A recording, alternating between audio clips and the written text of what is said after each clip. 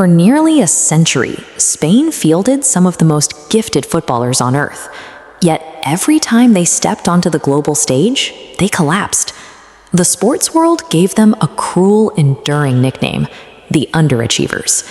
To understand why they failed so consistently, we have to rewind to the 1920 Olympic Games in Antwerp. This is where Spain's footballing identity was born.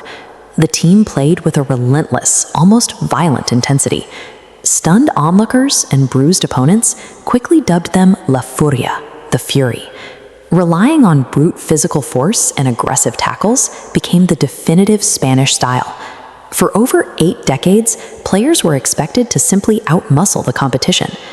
Building a national identity around pure aggression created a fatal flaw. It set up a century of high expectations that repeatedly ended in bitter disappointment on the world stage. Aside from a single, isolated European Championship victory on home soil in 1964, the Fury strategy yielded almost nothing. The heartbreak compounded year after year. They were humiliated early as host nation in 1982 and suffered agonizing penalty shootout exits in 1986 and 2002. During the 1994 World Cup quarterfinal against Italy, Luis Enrique was elbowed in the face, leaving the pitch with blood streaming down his shirt. Spain was out of the tournament again. By 2006, the Spanish Federation acknowledged a simple physical reality. Their players were consistently smaller and less powerful than their Northern European counterparts. In a game defined by shoulder-to-shoulder collisions, they were losing the battle of attrition. To finally shed their label as underachievers, Spain needed to completely abandon the aggressive identity that had defined them for 80 years. After another early exit in 2006, head coach Luis Aragonés made a radical decision. If Spain couldn't win physical battles, they would refuse to fight them entirely. He introduced a system built entirely on short, rapid passes. The philosophy, which the world would soon know as tiki-taka, was designed to completely starve the opponent of the ball. It relied on spatial geometry. 11 players stayed in constant motion, forming shifting triangles all over the pitch. This forced the defending team to chase shadows, stretching and breaking their defensive lines. As we see in this chart, a team running tiki-taka often holds over 70% possession.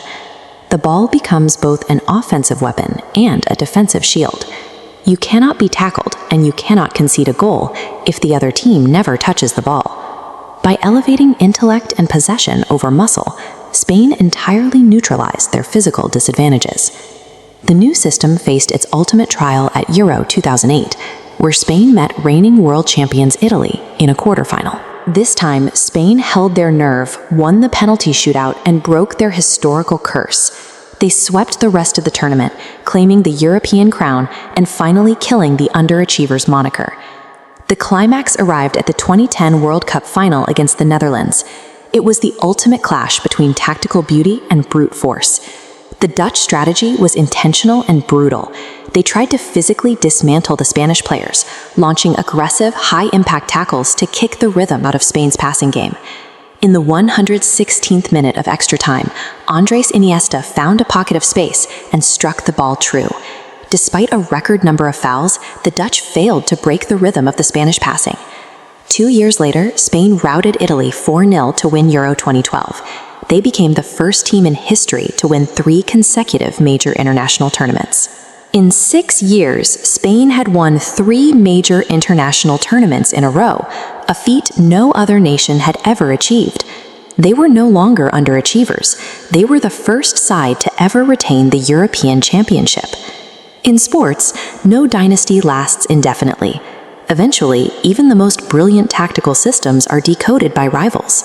The collapse arrived at the 2014 World Cup.